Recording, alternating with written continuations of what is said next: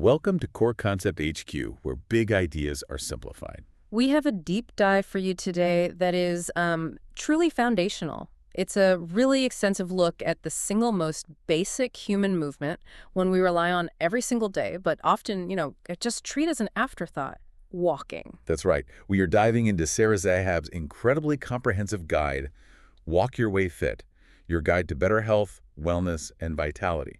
And this isn't just a book about, counting steps on your watch. Yeah, not at all. It's a real evidence-based blueprint for turning walking from this sort of passive activity into a very intentional, a very effective fitness tool.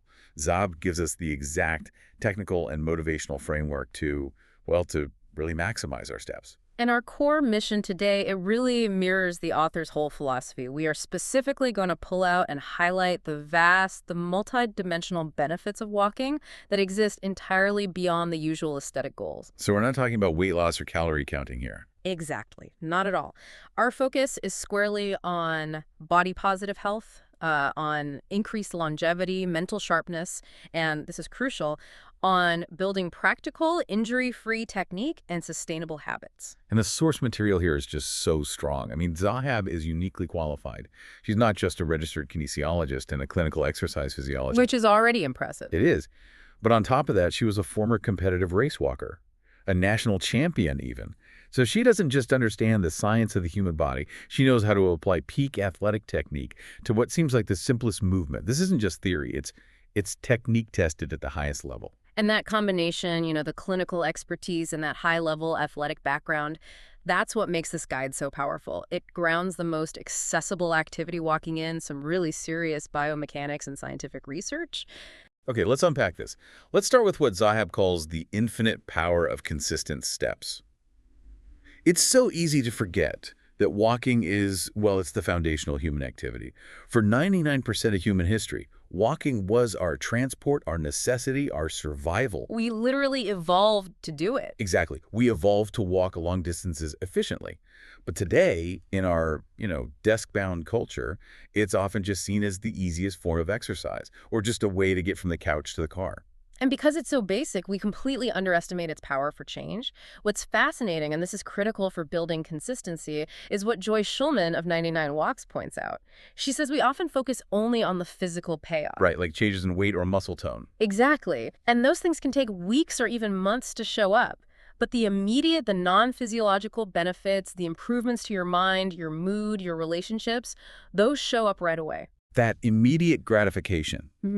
That seems like the perfect motivational bridge, doesn't it? Yeah. You feel better right now after just one walk, and that feeling motivates you to stick around long enough to get those huge, compounding long-term physiological rewards. Yeah, that's the key. So how significant are those long-term benefits, especially, when it comes to disease prevention? They are massive. I mean, we are talking about broad-spectrum disease risk reduction. Walking is maybe the most accessible, low-barrier strategy that's been proven to lower the risk of chronic diseases. Like what specifically? Well, this includes type 2 diabetes, cardiovascular disease, dementia, and this is a big one. Large-scale studies have shown it reduces the risk of 13 different types of cancer. 13. Wow. That's a figure that really demands attention. So when we talk about reducing the risk of something like type 2 diabetes, does the intensity matter? I mean, can a slow stroll offer that same protection? That's a great question. While any movement is always better than no movement, the data really points towards speed matters. More and more research shows that faster walking speeds are strongly correlated with a graded decrease in the risk of type 2 diabetes. Now, the faster you walk, the lower your risk gets. Precisely. It suggests that when you intentionally pick up the pace, you shift the activity from just passive movement into a deliberate sort of therapeutic zone where all these physiological mechanisms, like your insulin sensitivity, are really optimized. That tracks perfectly with the cardiovascular benefits, right? We've all been kind of conditioned to believe that to protect our heart, we need to be jogging or doing vigorous cycling. But walking, especially when it's brisk, is classified as moderate intensity. How does it stack up? Walking is incredibly protective for the heart. It reduces coronary events and strengthens the whole cardiovascular system. And while, sure, vigorous exercise like running offers a higher peak conditioning effect, walking, when you do it briskly, can still significantly get your heart rate up. I know Zahab mentions this from her race walking days. She does. She notes that she could get her heart rate into zones that were similar to a moderate runner. And crucially, a big meta-analysis from 2021 showed that a higher daily step count correlates really strongly with a lower risk of cardiovascular events and premature death. And didn't that study also say you don't need to hit that magic 10,000 number? That's the important part. They found significant health gains starting well below the famous, and let's be honest, sometimes intimidating 10,000-step daily target. So the key message is that these benefits are actually attainable. You can get them without the high impact or the specialized gear you need for something like long-distance running. This naturally brings up those examples of longevity from around the world, the blue zones. Ah, yes, the blue zones. Sardinia, Nicoya, Okinawa, they are fantastic real-world longevity laboratories. And what defines the physical activity of their centenarians isn't, structured exercise classes or daily trips to the gym. It's just built into their day. Yeah, it is. It's consistent, low-intensity movement integrated throughout the day. They're walking to the market, they're gardening, they're navigating naturally hilly terrain just as part of life. Which is the total opposite of our modern approach, isn't it? We sit for 8 hours straight and then try to make up for it by hitting the treadmill hard for 1 hour. The lesson from the blue zone seems to be all about continuity of movement, not intensity. Absolutely. Their movement is inseparable from their daily life. And this continuous low-level effort is what keeps their metabolic engines, ticking over efficiently. It keeps muscles active, joints lubricated, and cardiovascular function sustained without the big spike and crash cycles of modern exercise. So for you listening, if you're struggling to carve out an hour or even 30 minutes, this idea of just integrating movement offers a real lifeline. What's the minimal investment that still delivers major results? This is maybe the most powerful statistic in the entire book when it comes to longevity. Recent data suggests that just 11 minutes of brisk walking per day, 11 minutes. just 11, which is about 75 minutes a week, that can reduce the risk of early death by nearly 25%. A 25% risk reduction for 11 minutes of effort a day. I mean, that's monumental. That completely reframes the whole time versus benefit equation.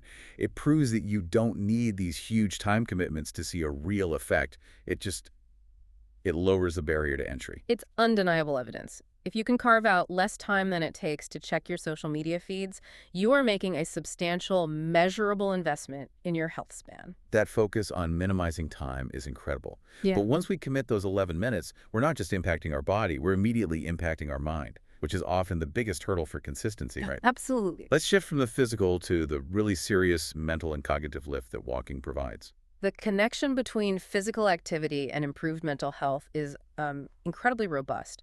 Study after study has linked walking to improved mood, reduced symptoms of anxiety, and they often show it to be as effective as medication for treating mild to moderate depression. It's those mood-regulating chemicals. Exactly. They get released during even moderate activity and provide this quick, natural boost. This brings us back to that powerful anecdote from Joyce Schulman. Yeah. The experience of going out with a terrible mood, taking a walk, and coming home to realize your whole emotional landscape has shifted.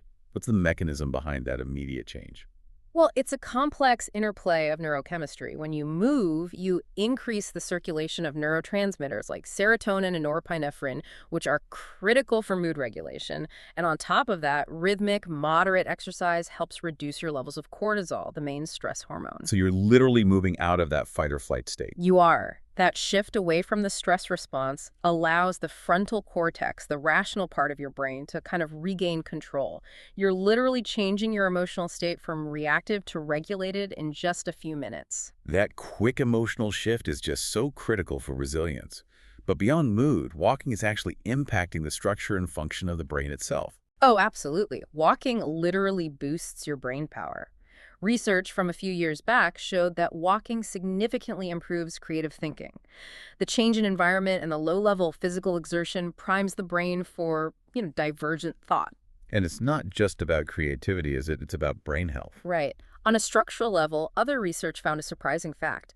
People who walk more than 4,000 steps a day have healthier brain tissue in the hippocampal regions. Those are the areas vital for memory and learning. That is profound. So if you have a cognitively demanding task, a brainstorming session, writing something, complex problem solving, the practical application here is to schedule that task immediately after a brisk walk. You're capitalizing on that documented structural brain boost. You're basically giving yourself a cognitive advantage. Like a mental warm-up. It is. You're tapping into what physiologist Dr. Greg Wells calls moving meditation. He explains that when you engage in that rhythmic, repetitive movement of walking at a steady, easy pace, your mind can often drop into the theta brainwave state. Theta brain waves. Can you explain what that means for the average person? We hear about alpha waves for relaxation, but what's special about theta? Well, theta is often associated with that state between wakefulness and sleep. It's a deep state of relaxation, but it's also the gateway to profound creativity and new ideas. When your brain is producing these slower waves, the part of your brain that's responsible for worrying and self-referential thought, it just quiets A down. flow state. It's essentially a flow state. The rhythmic input from walking gives you just enough sensory data to stay alert, but not enough to trigger that usual cascade of mental busywork. So if someone listening wants to unlock this, what are the specific techniques to turn a normal walk into a moving meditation? The main instruction is to intentionally focus on your bodily sensations, to coordinate your breath, and to just observe your environment without judgment. You can try coordinating your breathing with your steps, maybe inhale for 3 steps, exhale for 3 steps. Creating a rhythm. Yes, to create a physical rhythm that matches the neurological one. You actively pull your focus away from the business of life, the phone calls, the emails. By focusing on the feel of your feet on the ground and the way your breath expands your ribs, you leverage that rhythmic cycle to get mental clarity. You're getting both physical and mental benefits at the same time. That really shifts the walk from a chore into a highly productive, restorative window. It's an intellectual investment as much as a physical one. Okay, that focus on intentionality brings us neatly into the practicalities of a sustainable walking routine. Let's move to section 2, getting started right. And let's start with gear, because if your feet hurt, nothing else matters. Yeah, that's the absolute truth. Proper footwear is the single most important equipment investment. It's non-negotiable for injury prevention and comfort. And given the stress we put on our feet, the lifespan of a walking shoe is surprisingly limited if you're consistent. Zahab suggests replacing your shoes somewhere between 400 to 625 miles. That mileage is so important because a lot of people just wear shoes until they look worn out. But the cushioning inside breaks down way before the outside does, right? Exactly. The structural integrity is the key, not how they look. So for someone walking 30 minutes a day, that might mean new shoes 2, maybe 3 times a year. But how do you make sure you have the right shoe to begin with? This is where that simple but brilliant insole test comes in. Can you describe that for us? Of course. This is a critical check for proper width and toe box space. You just take the insole completely out of the shoe and place your foot directly on it. Then you spread your toes out as much as you can. If your toes hang over the edge of the insole, The shoe's too narrow. it's likely too narrow. And that's crucial because our feet are designed to be widest at the toes, not the ball of the foot. A narrow shoe restricts that natural post play, and that can lead to all sorts of issues: bunions, neuromas, lower limb problems.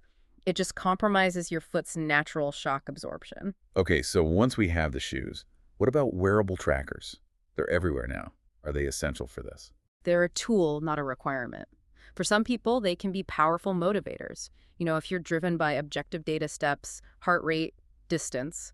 And studies have shown that people using activity trackers tend to increase their activity by about 40 extra minutes per day on average. So the benefit is really in that motivational feedback loop. Precisely. The key takeaway is to just use whatever driver works for you. If data keeps you accountable, use it. If walking with a group or connecting with nature gets you out the door, prioritize that. Don't feel like you have to track everything. Let's talk about the environment, the strategy of terrain. A lot of us just stick to the same flat pavement. But Zahab argues that variety is actually what builds a resilient system. That's a critical concept. Walking only on hard, flat pavement leads to a highly repetitive loading pattern. Your body gets good at that one motion, but it becomes rigid.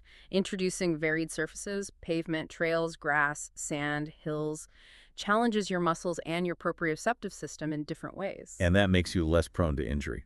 Significantly less prone to those common overuse injuries. It forces the system to adapt, making your body more versatile and balanced. Speaking of challenges, what's the toughest terrain in terms of energy use? That would be sand. Walking on sand takes between 2 to 2.5 times more energy than walking on a hard surface at the same speed. It forces all those little stabilizing muscles in your feet and ankles to work overtime. I can imagine. And what about adding vertical movement hills and stairs? Hills and stairs are fantastic. They're low-impact ways to boost the cardiovascular and muscular challenge without needing to go faster.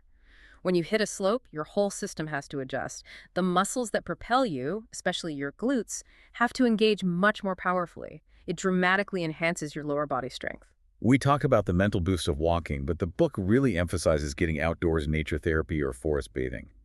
Is there a measurable difference between walking on a treadmill versus in a park? There really is. Spending time in nature is inherently stress-reducing and mood-boosting, and the data backs this up. One key paper recommends at least 120 minutes a week in nature for good health and well-being. The green space, the fresh air, it all contributes to lower stress. But what about when the weather is terrible? How do we stay consistent when it's raining or snowing? Consistency always trumps perfect conditions. Zahab's advice is just to be prepared. Invest in good gear for bad weather, adjust your timing to avoid extreme heat, and know when it's safer to use an indoor alternative like a treadmill. The goal is uninterrupted momentum. Okay, once we've handled the external stuff, gear and ground, we have to look inward. Posture and breathing. These are the critical internal elements, and posture isn't about being rigid like a soldier. It's a dynamic pattern. The goal is stacked alignment, making sure your ears, shoulders, low ribs, and hips are all vertically aligned. People often hear pull your shoulders back, but that can lead to overcorrection. How does the wall drill help you find that neutral posture? The wall drill gives you immediate, objective feedback. You stand with your back against the wall, chin parallel to the floor. The critical cue is to gently press your low ribs back to the wall. A lot of us walk with our ribs flared up and out, which arches the lower back.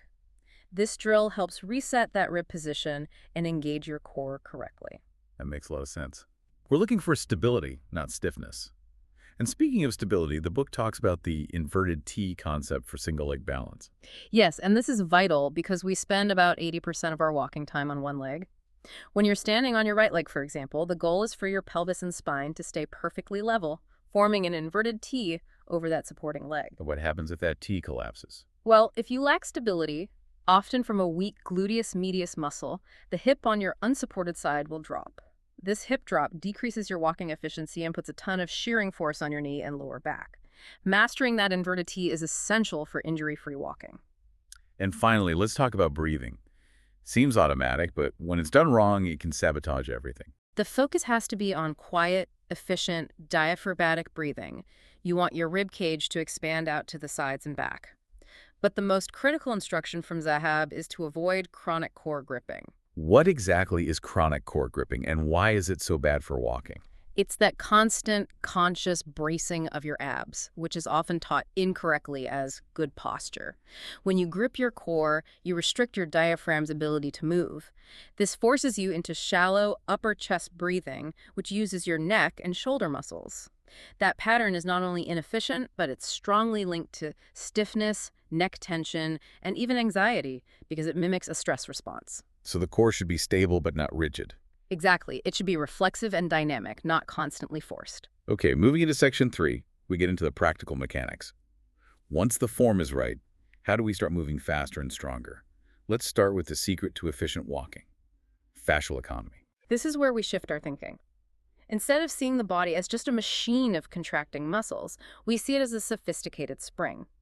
The secret to efficient walking is fascial economy. It's about relying on these passive structures, not just muscling through every step. So our fascia and tendons act like springs. Exactly. The Achilles tendon, the plantar fascia in your foot, they store impact energy and then release it for propulsion. Think of it like skipping a stone across water. You give it an initial push, and then the smooth, repetitive bounce does the work.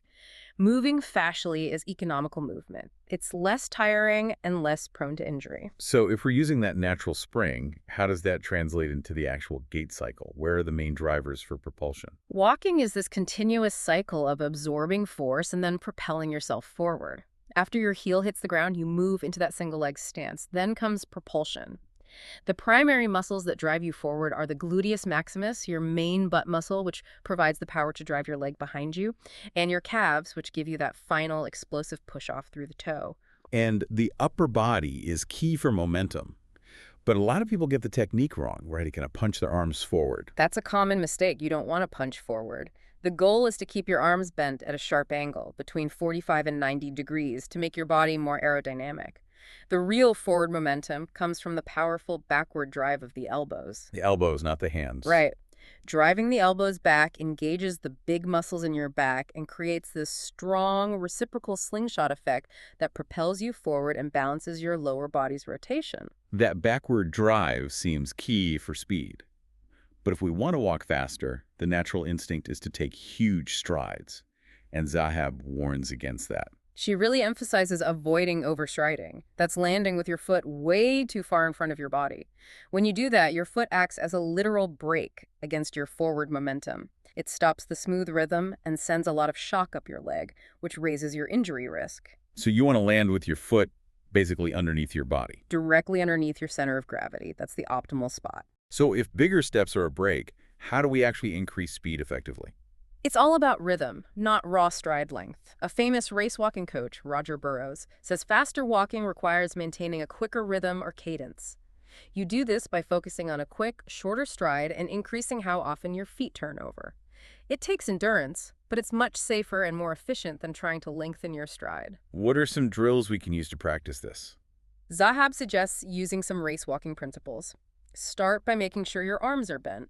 Then, practice shortening your stride, almost like you're shuffling a bit, to focus only on that quick cadence. And finally, use your arms more strongly, driving those elbows back powerfully. Okay, so once the form and rhythm are optimized, we can start to amplify the workout.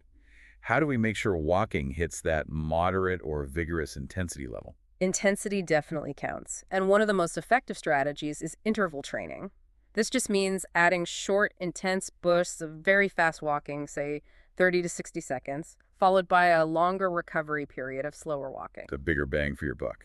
Absolutely. Studies show that interval training significantly improves your core fitness measures, like VO2 max, and your overall metabolic health, way more efficiently than just walking at a steady pace for the same amount of time. We've also seen a rise in loaded walking, or rucking. Is that a good way to amplify? It is, as long as it's done correctly. Adding a weighted vest or a good backpack increases the exertion. It's excellent for building functional strength. The recommendation for the average walker is to start small and progress slowly, keeping the added load to a maximum of about 10% of your body weight. But what about hand or ankle weights? The author strongly advises against them. Hand weights mess with your natural arm swing, which can strain your shoulder and elbow. And ankle weights fundamentally change the mechanics of your leg swing, which can put harmful forces on your knee and ankle joints.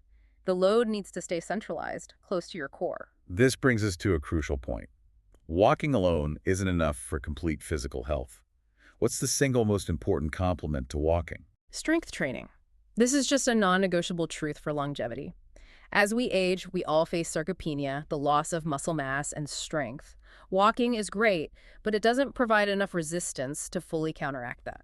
Strength training builds muscle, increases bone density, and dramatically reduces your injury risk. And the general recommendation is 2 sessions a week. 2 strength sessions weekly, targeting the major muscle groups right alongside your aerobic activity.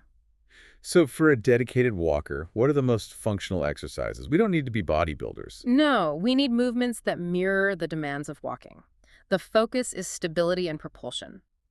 First, you need exercises that challenge your balance, specifically single-leg work like split squats, lunges, and single-leg RDLs. Let's pause on that. An RDL, a Romanian deadlift. Why is that single-leg version so important for walking? The single-leg RDL is vital because it mimics the demands of that 80% of time you spend in the single-leg stance phase of walking. It builds that critical stability and explosive power in your glutes, which is the key driver for propulsion we talked about earlier. Okay, so single-leg strength, and then what about the core? For the core, we need dynamic stability, so it fires reflexively without you having to consciously rivet.